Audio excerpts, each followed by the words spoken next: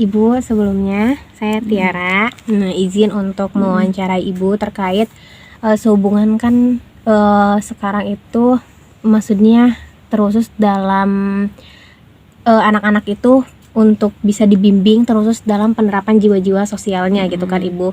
Nah, di penelitian kali ini Tiara mau membahas terkait bagaimana sih peran ataupun pengaruh penerapan jiwa-jiwa sosial sejak usia dini itu untuk nanti anak-anak ini ke depannya gitu, bagaimana gitu. Jadi diteliti melalui dari suatu pesantren anak-anak, tapi Tiara mau minta pendapat dari aspek ataupun kajian psikologinya gitu. Terus khusus kan Ibu dari dosen ataupun ahli psikologi gitu. Ibu boleh sebutin nama Ibu dulu. Baik, terima kasih Tiara. Nama Ibu Bu Windy gitu kan. Ibu dosen di BKI gitu kan. Ibu tuh memang jurusannya psikologi gitu kan. Nah, kalau yang berdasarkan pertanyaan si Tiara mengenai jiwa-jiwa sosial pada anak, itu kan sebenarnya anak itu kan ada perkembangannya, ada yang awal masa kanak-kanak sama awal masa akhir kan gitu kan. Awal masa kanak-kanak itu 2 sampai 6, sedangkan akhir masa anak-anak itu 6 sampai 12. Nah, dimana kalau memang misalkan jiwa sosial itu sebenarnya dari umur 1 tahun, 2 tahun, bahkan sampai mereka menuju anak-anak akhir itu sudah bisa diterapkan dari lingkungan keluarga gitu kan. Kenapa dari lingkungan keluarga? Karena kan misalkan kayak anak 2 tahun, jiwa-jiwa sosial misalkan ada temennya mau minjem mainan, diberikan gitu kan, dikasih gitu kan. Kemudian kalau punya makanan harus bisa berbagi, seperti itu. Dari hal-hal seperti itu kan bisa menunjukkan bahwasanya jiwa sosial anak itu bisa tumbuh. Karena apa? Karena dari dia mengikuti proses model dari orang tuanya, seperti itu. Melihat orang tuanya begitu. Nah, itu. Buat lebih jelasnya ini ada sekitar 5 pertanyaan Ibu. Beberapa pertanyaan yang mungkin bisa lebih dijabarkan secara rinci gitu oleh Ibu. Pertanyaan pertama ini tentunya kan penting kan, tadi sudah Ibu jelaskan terkait penerapan jiwa sosial. Jadi sebetulnya kalau dinilai nih Bu ya, seberapa penting sih penerapan nilai-nilai dan juga jiwa sosial itu pada anak sejak masa kanak-kanak? Itu sangat penting gitu kan, karena itu tadi kan kalau dia tidak diajarkan dari kecil gitu kan, nanti ketika dia dewasa gitu kan, dia tidak akan mengerti bagaimana perasaan orang lain, terutama kan kalau jiwa sosial itu yang berhubungan dengan empati. Itu kan, itu dari yang Ibu jelaskan yang di awal tadi, kalau memang misalkan dia saling berbagi gitu kan, saling bertukar informasi, ataupun ketika ada orang yang membutuhkan bantuan harus ditolong, seperti itu kan. Jadi dari hal-hal seperti itu, jadi orang tua itu harus bisa menerapkan jiwa sosial seperti itu. Sejak kanak-kanak gitu ya. Nah, iya, jiwa sosial bahkan bukan untuk orang lain, dalam lingkungan keluarga, antar saudara. Itu kan juga perlu seperti itu. Misalkan antara kakak sama adik gitu kan, kalau misalkan ada itu nggak boleh ribut gitu kan. Misalkan kalau ada adiknya yang perlu bantuan, kakak menolong, seperti itu. Dari hal-hal seperti itu gitu. Oke. Berarti sangat penting ya Ibu ya. Untuk pertanyaan yang selanjutnya itu sebetulnya kisaran di usia berapa sih Bu idealnya anak-anak itu diterapkan gitu? Karena kan otomatis kalau misalkan dari umur 1 tahun 4 tahun mereka kayak masih belum bisa mungkin gitu ya Bu, belum bisa menangkap, bahkan belum bisa berbicara gitu. Jadi idealnya itu di umur berapa penerapan nilai-nilai dan juga jiwa-jiwa sosial itu diterapkan? Nah, sebenarnya kan ada yang ibaratnya yang usia golden age itu ya. Iya. Yang dia itu sampai umur dari 2 tahun sampai 6 tahun itu gitu kan. Sebenarnya ya walaupun mereka belum mengerti, tapi kan mereka merekam. Gitu, misalkan kayak minta bantuan gitu kan. Ada temannya terjatuh gitu kan. Kan kalau misalkan dia kan misalkan umur 2 tahun kan dia cuma bisa ngelihat doang gitu kan. Tapi kalau misalkan ada orang tuanya kan Ibu bilang tadi kan proses modeling, masih meniru gitu kan. Misalkan ada temennya jatuh, terus kan nggak mungkin anak itu juga belum bisa nolong gitu kan. Makanya orang tua, ayo kamu misalkan jatuh, ada temennya jatuh langsung ditolong. Jadi kan anak itu mengikuti. Jadi jiwa-jiwa sosial itu sama aja kayak menerapkan perilaku-perilaku baik yang positif buat si anak. Seperti itu. Tentang tolong menolong, bukan hanya jiwa sosial itu bukan hanya tentang berbagi gitu ya Bu ya, tapi tentang tolong menolong juga gitu. Oke. Selanjutnya nih Bu, pertanyaan yang ketiga, seberapa berpengaruh tentunya peran orang tua kan sangat berpengaruh ya Bu ya, apalagi keluarga gitu. Benar. Nah, seberapa berpengaruh peran orang tua dan para pendidik ataupun dalam pendidikan terkait menerapkan jiwa sosial anak di usia dini atau pada masa kanak-kanak? Ya, kalau dari orang tua ya itu kan penting gitu. Karena kalau misalkan orang tuanya juga tidak peduli gitu kan, tidak mau mengajarkan nilai-nilai sosial sama anak, itu nanti anak akan mudah terpengaruh dari lingkungan luar yang negatif gitu. Misalkan di rumah tidak diajarkan jiwa sosial, misalkan di luar dia berteman sama yang ibaratnya ya tukang ngambil mainan temen gitu kan, tukang kalau misalkan ngambil barang teman tanpa izin gitu kan. Kan kalau misalkan orang tua misalkan di rumah misalkan kalau main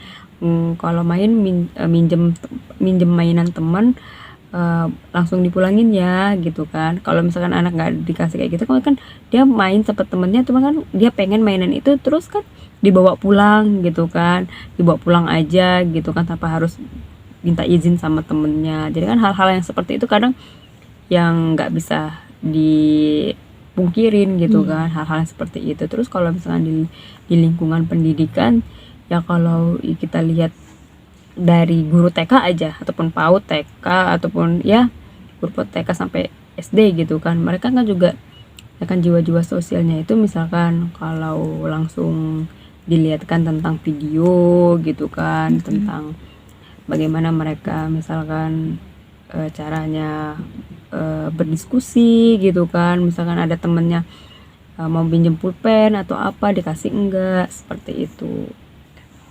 Jadi peran pendidik juga sangat cukup berperan gitu ya Bu ya dalam penerapan di masa jiwa-jiwa sosial di masa kanak-kanak. Nah Ibu, ini pertanyaan yang menariknya, pertanyaan nomor 4 ini. Adakah hubungan penyebab anak-anak yang mengalami kecenderungan antisosial ataupun ansos dikarenakan kurangnya penerapan dan juga pertumbuhan ataupun penanaman nilai-nilai sosial dan jiwa-jiwa sosial sejak masa kanak-kanaknya Ibu? Antisosial itu kalau dilihat dari zaman sekarang itu ada ya, gitu kan. Mungkin itu pengaruhnya itu dari media sosial juga bisa. Oh, antisosial itu Ibu? Gitu kan. Ibaratnya kan kalau misalkan orang tuanya udah ngajarin gitu kan yang baik-baik, tapi dia itu terpengaruh sama lingkungan itu tadi, lingkungan luar gitu kan, dari sering-sering melihat dari media sosial gitu kan. Kalau bahwasannya kan ada nih temen yang misalkan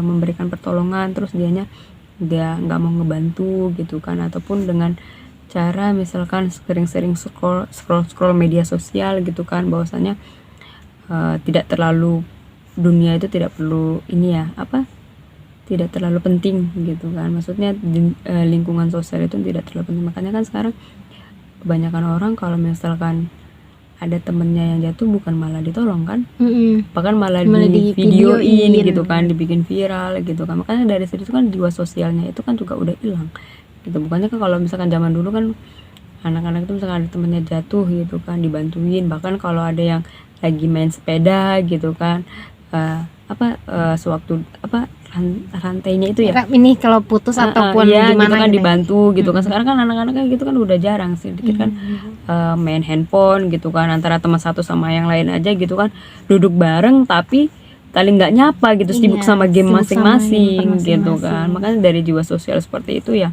itu tadi yang mempengaruhi dari yang kayak gadget gitu kan, media-media sosial seperti itu juga mempengaruhi tumbuh kembang jiwa sosial dari anak itu gitu.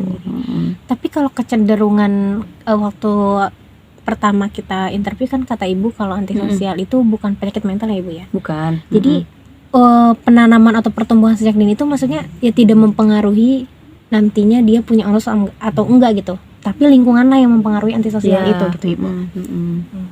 Karena mungkin setiap orang tua juga pasti secara tidak langsung menanamkan jiwa-jiwa sosial ya Ibu. Iya gitu. Secara tidak langsung. Cuma nanti ketika besarnya, ketika anak-anak dia sudah terjun ke lingkungan itu tergantung pada keputusan anak-anaknya gitu kan. Karena kan lingkungan luar itu kan ya kadang ya dia berteman, ada yang lingkungan positif, ada yang negatif. Itu kan tuh bagaimana tentang si anak ini gitu kan. Makanya kan pendidikan yang pertama itu ada di orang tua. Nah, gitu kan. Gitu. Makanya misalkan anak ada berada di lingkungan yang negatif gitu kan. Ketika dia di rumah bukan hanya dimarahi tapi dinasehatin seperti itu.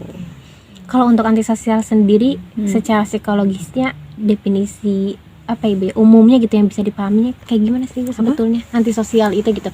Dia ingin dia mengurung diri atau dia menarik diri dari keramaian atau bagaimana sih gitu antisosial tuh?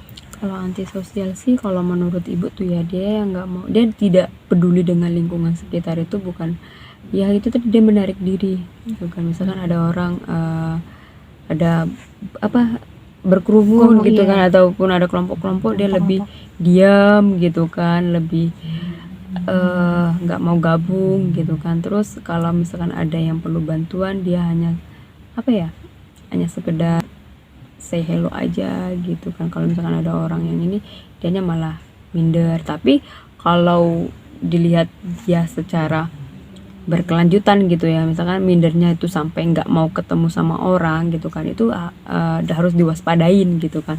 Kenapa? Takutnya itu bakalan mengganggu apa keefektifan sehari-hari dia gitu kan. Apakah dia masa iya dia mau ngurung diri aja gitu kan, sementara dia harus misalkan kalau anak ini kan harus sekolah, harus bermain seperti itu.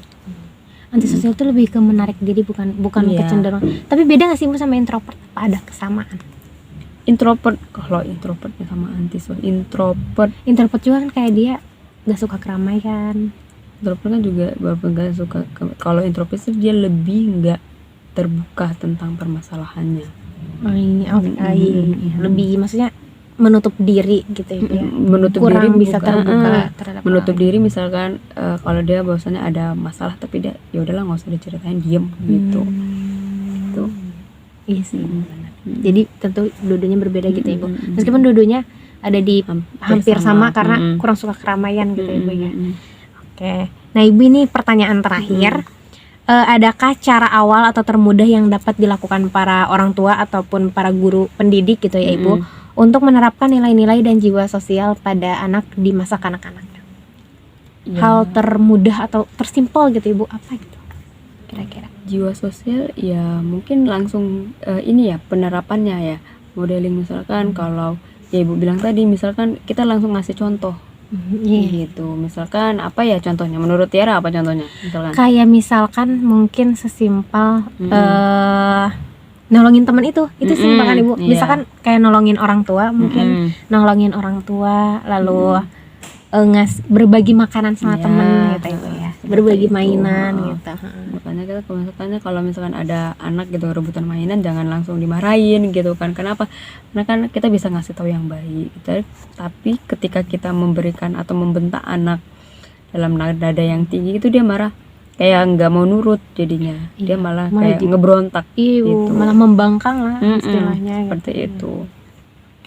Oke, Ibu pertanyaannya udah habis dan tentunya dari wawancara ini intinya kesimpulannya ya penerapan penting gitu untuk menerapkan jiwa-jiwa dan pertumbuhan nilai-nilai sosial pada anak di masa kanak-kanak, terkhusus kan di masa golden age ya Ibu ya, dimana anak-anak lagi masa-masa keemasannya gitu untuk bisa mengingat memori yang lebih lama gitu ya. Ya jadi mungkin wawancaranya kita cukupkan. Terima kasih Ibu udah bersedia Sama-sama, Tiara, untuk jadi narasumber Tiara dalam penelitian kali ini. Tiara mengucapkan terima kasih dan assalamualaikum warahmatullahi wabarakatuh. Waalaikumsalam warahmatullahi wabarakatuh.